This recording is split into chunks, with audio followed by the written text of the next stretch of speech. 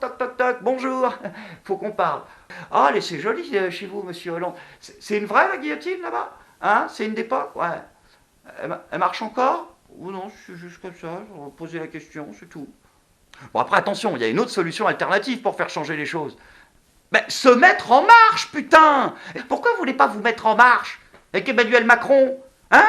Ils ne veulent pas intégrer ça. Ça devrait vous plaire, pourtant. C'est un candidat anti-système. Hein? Ah, il est anti-système, il le dit tous les jours. Je suis anti-système. Il le dit tous les jours dans tous les médias, du coup. Mais, ah non, il est complètement boycotté.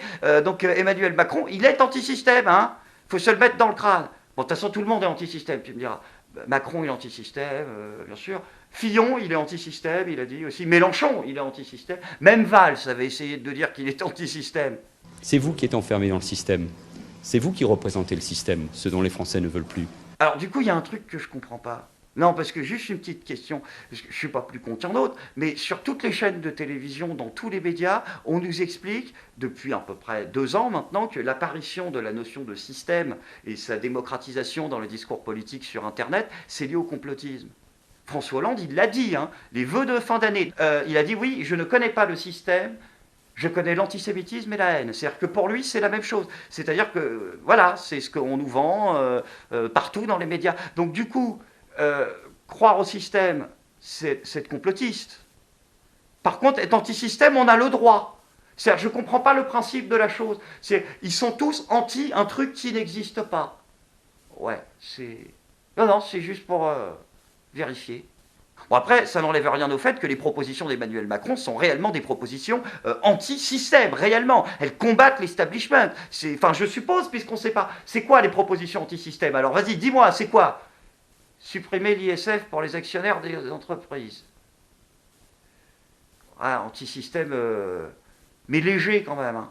Bon, après, il n'y a pas que l'économie, bien sûr. Hein, Macron, d'ailleurs, il en parle de moins en moins en ce moment d'économie. Ah oui, parce qu'il a compris qu'on l'attaquait beaucoup là-dessus. Alors, il montre qu'il a aussi des valeurs. Ouais, et que le combat numéro 2 de Emmanuel Macron, c'est à la lutte contre l'extrême droite. Ah, il a fait un discours, c'était Hans Zimmer, le truc. Certains prétendent aujourd'hui parler au nom du peuple. Mais ce ne sont que des ventriloques. Bravo! Bravo! Bravo! Quoi, hein? Ah non, je fais partie des mecs que Macron recrute pour applaudir. Je vous ai pas prévenu, il y a un placement produit Emmanuel Macron dans cet épisode. Hein, c'est... Faut que je paye mon loyer, hein. Ils prêtent aux Français des valeurs qui ne sont pas les leurs. Ouais. Mais non, mais je déconne, putain, mais qu'est-ce que tu racontes? Du con? Ils prêtent aux Français des valeurs qui ne sont pas les leurs. Si tu veux, mais tu les connais même pas. Tu sais même pas ce que c'est que la France. Pourquoi tu vas sur ce terrain-là, putain? Attaque le Front National sur des domaines où tu as un peu d'expertise, comme l'économie, ou j'en sais rien. Mais tu vas l'attaquer sur le truc sur lequel il est le plus calé. Les valeurs, la tradition, la culture et l'histoire de France, t'es complètement con, tu le fais exprès. Tu connais rien à la culture française. Pour toi, il n'y en a même pas de culture française. La culture française, il y a eu beaucoup de débats sur le sujet de la culture française. Je profite pour faire une petite parenthèse. Je voyais les tracts que certains camarades distribuaient à l'entrée du building, très gentiment pour vous expliquer toutes les raisons pour lesquelles j'étais un odieux personnage. Ils disaient « Emmanuel Macron ne croit pas à la culture française ». Bon, c'est défendu généralement par des gens qui ont oublié de lire, pensent que la culture française relève, je cite le programme d'un de mes opposants, de l'art français. Bon. J'ai dit, il n'y a pas une culture française. Mais c'est la vérité. Ou alors que ceux qui disent cela aillent me dire si Picasso, Chagall et quelques autres sont dans la culture française, dans leur définition. Parce que moi, l'art français, je ne l'ai jamais vu. Putain, mais c'est pas possible d'être aussi con. Attends, tu te rends compte de ce que tu dis, Macaron, là? T'es en train de nous dire, Picasso, Chagall. Mais parce qu'ils n'étaient pas français et nés en France, ils n'ont pas pratiqué l'art français. Mais l'art français n'a rien à voir avec les origines ethniques de celui qui les pratique. C'est un art qui a été pensé et qui est le produit de la culture française. Et cet art-là est pratiqué et a été pratiqué par des Français, mais aussi par des Russes, par des Italiens, par des Polonais, par des Japonais, par ce que tu veux. Donc en fait, ce que tu es en train de nous expliquer, c'est que pour qu'il y ait un art français, il faut que ceux qui le pratiquent soient nés en France. Parce que Picasso, il a vécu toute sa vie en France, mais non, en effet, il n'est pas né en France. Donc art français égale né en France. C'est... Ah, Il y a une petite odeur de Troisième Reich, j'ai l'impression. Hein, c'est ça, hein. Ah ouais, mais pour critiquer le FN, ça fait plus crédible. Ils trahissent la liberté en rétrécissant notre horizon. Rétrécissant notre... Putain, mais c'est quoi? Oh, on voit plus. Un argument politique sérieux à un moment, quelque chose qui soit pas de la novlangue, c'est possible? Hein, puis excuse-moi, entre rétrécir l'horizon des gens et leur agrandir le trou du cul, comme tu l'as fait pendant 5 ans, je vois pas où est la différence. Ils trahissent l'égalité en décrétant que certains sont plus égaux que d'autres. Ouais, enfin, tu fais pareil, mec, hein. Bah, quand on lit tes propositions économiques, il y a une certaine catégorie de personnes, les banquiers, les grands actionnaires, ils sont plus égaux que d'autres, visiblement aussi. Ils ne parlent pas au nom du peuple. Ils parlent au nom de leurs aigreurs. Ouais, ils ont mal au ventre, c'est ça qu'il est en train de... Bien sûr, hein, je pense... Ah, mais avec Macron, c'est possible. Ils ne parlent pas pour le peuple. Ils parlent pour eux-mêmes. De père en fille, de fille en nièce. Ah, bravo. Ah oui, alors ça, c'est son petit effet. Ah, il était bien. Ah, le truc, je vais pas les nommer de tout le discours, mais à la fin, je te la balance. De père en fille, de fille en nièce. Il avait Hans Zimmer dans la tête, l'autre. Oh, il s'est pris un shoot avec ses militants qui sont payés pour applaudir. Ah, il s'est éclaté. Mais ils sont bien trouvés, je trouve, quand même, les slogans d'Emmanuel Macron. Ça marche bien. Là-dessus, il est bon. Hein. Son dernier, d'ailleurs, j'aime beaucoup sur Twitter, là, qui la balance. Celui qui spamme en masse, là. La sécurité est la première des libertés. Ça sonne bien, pareil. C'est pas de lui? C'est de qui?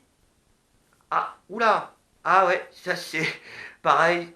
Récupération, démagogie, tout ça, c'est comme pour l'histoire des nazis de tout à l'heure, quoi. Ça fait pas crédible. Ils ne parlent pas du peuple, mais d'une France qui n'a jamais existé.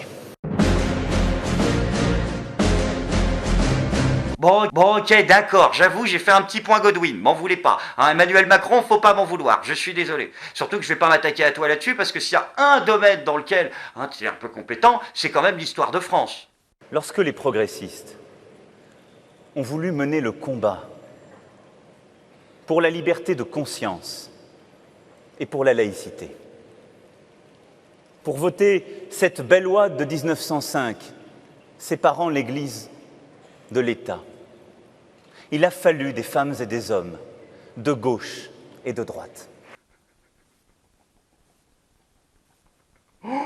Non, des hommes et des femmes qui ont voté en 1905, droit de vote, femmes, 1905.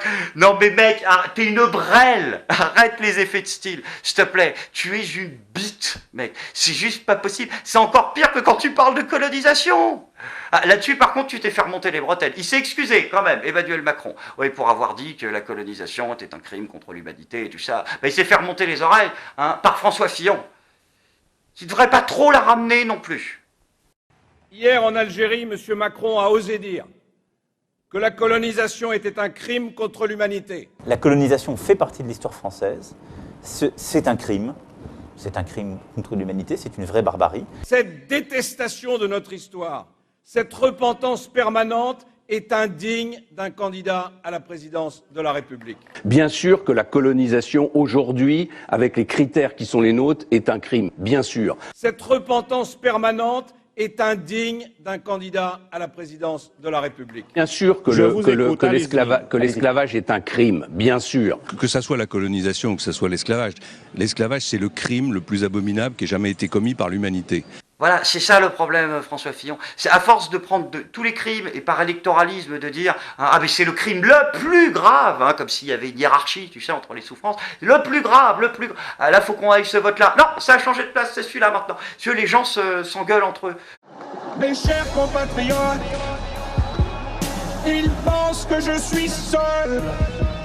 Ils veulent que je sois seul. Est-ce que nous sommes seuls? Mes chers amis, merci, merci de tout cœur pour votre présence, vous qui avez su braver les intempéries, les injonctions, les caricatures et parfois même les invectives. Et c'est la faute à Voltaire, mais c'est pas de votre faute. c'est la faute à Rousseau. Mais c'est pas de votre faute, c'est la faute à Victor Hugo. Mais c'est pas de votre faute, c'est la faute à Clémenceau. Mais c'est toujours pas de votre faute. Ah, donc va falloir reprendre quelques cours d'histoire aussi, François Fillon, et arrêter de dire des conneries. Enfin, en même temps, c'est pas parce qu'il est nul en histoire qu'il est nul partout. Comment ça s'arrange pour les maths? Ouais, ces histoires de comptes, alors, comment ça se règle? Parce que là aussi, il faut qu'il... Hein, on est toujours à la version... Nous n'avons rien à cacher. Nous n'avons qu'un seul compte au Crédit Agricole de Sablé-sur-Sarthe. Et c'est la faute à Voltaire, mais c'est pas de votre faute. C'est la faute à Rousseau, mais c'est pas de votre faute. C'est la faute à Victor Hugo, mais c'est pas de votre faute. C'est la faute à Clémenceau, mais c'est toujours pas de votre faute. Voilà, on est toujours à cette version-là. Il y a eu une petite upgrade, depuis qu'il s'est fait pincer. Il en avait oublié 2-3, un peu plus. Nous possédons 2 PEA, 2 comptes titres, 2 assurances vie, 2 comptes épargne logement, 2 plans épargne logement, 3 comptes courants, un compte joint, un compte espèce, un livret de développement durable et un livret A. Nous n'avons qu'un seul compte. Vive la France, vive la République. Et c'est la faute à Voltaire, mais c'est pas de votre faute. C'est la faute à Rousseau, mais c'est pas de votre faute. C'est la faute à Victor Hugo, mais c'est pas de votre faute. C'est la faute à Clémenceau, mais c'est toujours pas de votre faute. C'est nul, quoi. C'est chier. Voilà. Mais bon, allez, faut aller voter. Faut aller voter.